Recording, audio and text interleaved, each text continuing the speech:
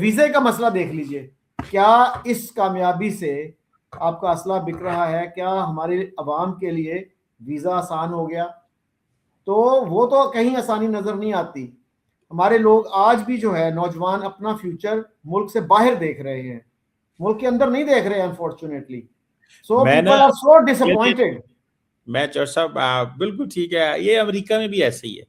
मैं क्या? आपको अमेरिकी यूनिवर्सिटी, आपको मैं अमेरिकी टीवी टॉक्स पे ले जाऊं ना, आप वहां पे भी यही डिस्कशन हो रही है, ग्रोसरी की कीमतें बहुत हो गई हैं। ममदानी ने न्यूयॉर्क का पूरा इलेक्शन ग्रोसरी कीमतों पे लड़ दिया है। ये ग्रोसरी, ये जो आप कहानियां सुना रहे हैं ना चौर साहब, ये और मैं जो सुनाता हूँ, देखिए चौर साहब, ये पूरी दुनिया के एक ही जैसे रोने हैं। आप कह रहे हैं पाकिस्तान के भी यही मसले हैं, न्यूयॉर्क में भी यही मसले हैं। सो ये एक अल्टीमेट रिफ्यूज होता है हर एनालिस्ट का, जब उसने सिस्टम पे तनकीद करनी होती है वो हम इन पे आ जाते होते हैं। लेकिन the reality is, you look at the long term trajectory of any nation, you don't look at कि आज गोंगलू इन्हें दे होगा ने, थूम इन्हें दे होगा, टमाटर इन्हें दे होगा ने। मैं चौर साहब जो बात कर रहा हूँ, मुझे याद है कि जो रिपब्लिकन थे अमेरिका के अंदर, उन्होंने कहा, उसने क्या नाम था उसका, विवेक रामास्वामी, उसने कहा प्रेसिडेंट ट्रम्प को ये आइडेंटिटी की पॉलिटिक्स और ये इनसे बाहर से निकल के, तो ये जो जो लोगों के मसले हैं ना वो हल करने चाहिए। बहरहाल ये भी एक चीज हमारी है, बिल्कुल हल करने चाहिए। लेकिन long term trajectory, strategic direction, मतलब उस पर हम बात कर सकते हैं कि भाई क्या होने जा रहा है। हमने चौर साहब ईरान के साथ, ईरान के ऊपर जब इसराइल का हमला हुआ तो हमने बड़ा खुल खिला के साथ दिया ईरान का। ईरान ने अपनी डायरेक्शन चेंज की, पाकिस्तान के साथ आज खड़ा होता है ईरान। इस चीज को भी अप्रिशिएट किया जाना चाहिए। अफगानिस्तान पे हमने शटअप कॉल दी है कि आप हमारे फौजी रोज नहीं मार सकते टीटीपी के नाम के ऊपर। तो ये भी आपने एक स्ट्रॉन्ग नेशन होने की बात की है। आपको अगर इंडिया ने हमला किया है तो आपने उसको भी जवाब दिया है, जितनी आपकी कैपेसिटी थी दुनिया ने उसको अप्रिशिएट किया है। बाकी राजनपुर की सड़कें और सांगड़ की सड़कें और सखर के दरिया और गुजरांवाला के बाजारों की हालात तो फिर टाइम से चेंज होने हैं चौर साहब। हम पॉपुलेशन, अब फॉर एग्जांपल अगर मैं अगले दिन एक पॉपुलेशन, वो क्या कौंसल वालों ने मैं बुलाया हुआ था, वो देख रहे थे, वो बड़ी बातें कर रहे थे वहां पे। उन जिन्हें को हुकूमत काम कर दी उन्हीं आबादी विच वड़ जाती होर। अब बंदा उधर क्या करे और क्या ना करे। मैं आपको इंटरेस्टिंग बात बताऊं, I will not name the country. मैं अगले दिन एक एम्बेसडर साहब के, मैं एम्बेसडर के साथ बैठा हुआ था, उसने मुझे कहा, जरा देखिएगा आप, just a point, it's a way of thinking. मुझे एम्बेसडर ने कहा कि, उसने कहा मुझे पता चला पाकिस्तान की जो अपर क्लास है वो 1.2 मिलियन लोग हैं। ये उसके, मुझे नहीं पता उसने डाटा कहां से लिया और मुझे नहीं पता उसने कहा 1.2 मिलियन है अपर क्लास जो है। उसने कहा इतनी तो मेरे मुल्क की पॉपुलेशन है, और वो अच्छा भला यूरोपियन मुल्क है, बड़ा नामी ग्रामी यूरोपियन मुल्क है। उसने कहा इतनी तो मेरी पॉपुलेशन है। तो उसने कहा इट मींस कि जितनी मेरी पॉपुलेशन है उतनी यहाँ पे अपर क्लास है। तो मेरे लिए तो फिर ये इंपॉर्टेंट है ना कि मैं वो अपर क्लास को देखूं, अपर मिडिल क्लास को देखूं, मिडिल क्लास को देखूं, जो नीचे वाले तबके हैं उसके लिए तो एक और चीज है। सो इट मींस कि for everyone there is something. मतलब चौर साहब ये बड़ी इंपॉर्टेंट चीज होती है कि for everyone there is something here. मिसाल के तौर पे मैं देख रहा था गोल्डमैन सैक्स ये कहता है कि by 2070 Pakistan population will be 470 million और Pakistan will be 6th largest economy, $12 trillion GDP, और जनाब पर कैपिटा इनकम $27,000 हो जाएगी। मतलब ये प्रोजेक्शन ही गोल्डमैन सैक्स की, India is the second largest economy on that. तो मैं गोल्डमैन उनको पॉपुलेशन काउंसिल वालों को कह रहा था, तुसी आबादी कम करने की बातें कर रहे हैं, इधर कुछ ऐसे लोग भी होंगे। हुकूमत ने अगले दिन वो डॉन मीडिया ग्रुप ने किया है, पॉपुलेशन की सेमिनार किया, वजीर आजम गया ही नहीं। मलिहा लोधी कह रही थी इतनी को वैल्यू देता है वजीर आजम कि वो जाते ही नहीं है इस तरह के टॉपिक्स पे, आगे बात ही नहीं करते, ये उनके लिए मसला ही नहीं है। मैं उधर पॉपुलेशन काउंसिल वालों को कह रहा था, मैंने कहा मेरी असेसमेंट ये है, यहाँ पे लोग चाहते हैं आबादी बढ़े, हम भी अपनी इस कंज्यूमर मार्केट का फायदा उठाएं। तो वो मैं तो ये भी एक एंगल है चौर साहब। So for everyone there is something. आप इस आइडिया को वैलिडेट करते हैं या समझते हैं कि फजूल बात की मैंने?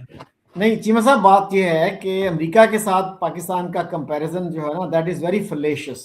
मेरा नहीं ख्याल कि अमेरिका उसकी, नहीं, हाँ मैं के सॉरी, वन जी। पॉइंट फिर आप बोलिएगा। मैं अमेरिका नहीं कह रहा था, मेरा मकसद सिर्फ ये था कि हर मुल्क में हर तरह के चैलेंजेस होते हैं, अमेरिका हो, सोमालिया हो, चैलेंज ग्रोसरी का ही होता है बेशक जहां का। मैं सिर्फ ये बात कर रहा था। नहीं, उसमें चीमा साहब बात यह है ना कि फेयर कंपैरिजन होना चाहिए ना। देखिए अमेरिका के, हमारे जो है, हमारी आबादी कितनी है, 25 करोड़, और हमारे 27 मिलियन बच्चे स्कूलों से बाहर हैं। 40% of our children are facing stunted growth. 45% of our population is living below the poverty line. और बलूचिस्तान के फिगर्स देखें तो वो 71% बनते हैं। 70% of Balochistan population is living below the poverty line.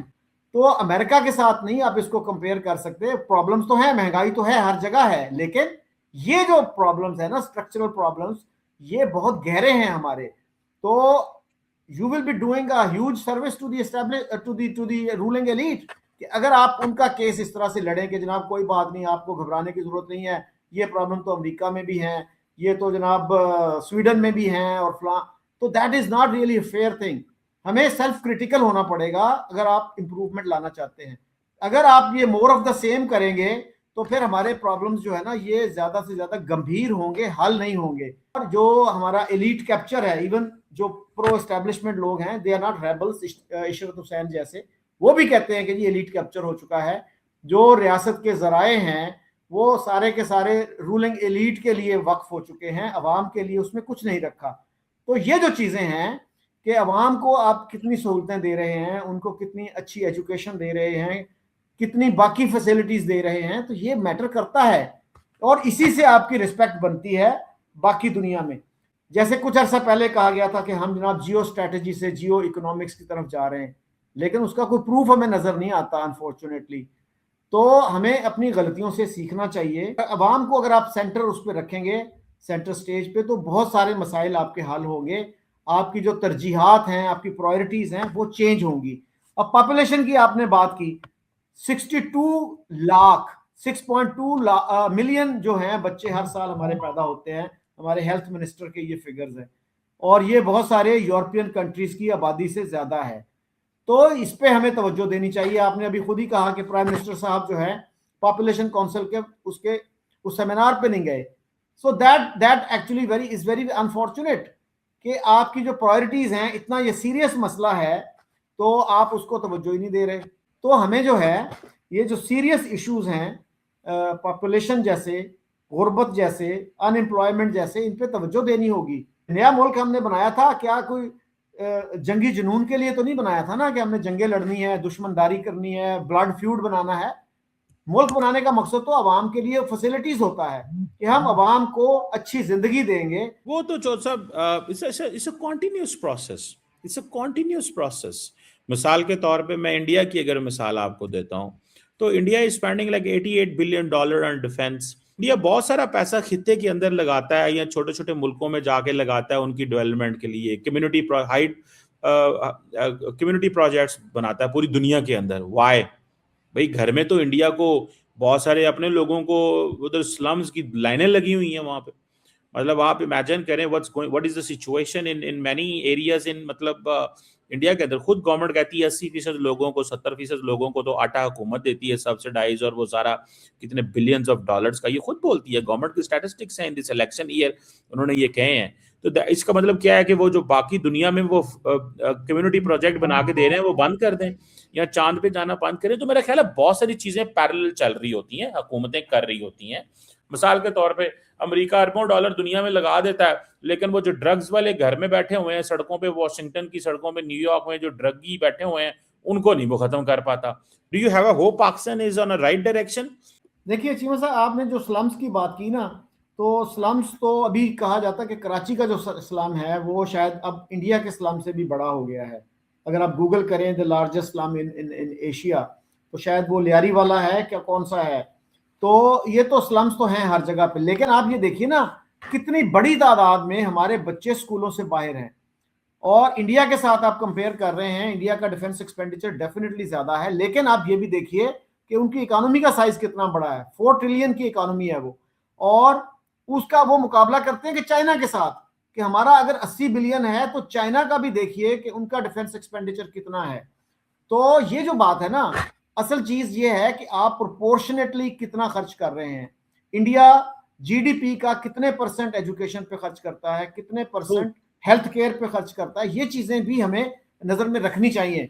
You will be doing a service to the ruling elite, जिसको कहते हैं कि बड़ी एक्सप्लॉइटेटिव और एक्सट्रैक्टिव एलीट है हमारी, तो उनको तो क्वेश्चन करने की जरूरत है, उनको क्रिटिसाइज करने की जरूरत है उनको। हाँ, we should not give comfort to them. नहीं, it's not about giving them a comfort. मैं कभी भी एलीट को, मैंने तो इसके ऊपर शोज किए हुए हैं। हमारी एलीट यूएनडीपी डाटा के मुताबिक $17.5 अरब खा जाती है। मतलब चौड़ साहब, that is shameful for a country like us. मतलब ये जो अल्ले तलल्ले होते हैं, I will never defend it when it comes to the cause, but when it comes to the national security, उस पे नहीं मैं चाहता कि कभी हम कॉम्प्रोमाइज करें, बिकॉज ये नेशनल सिक्योरिटी है तो हम हैं।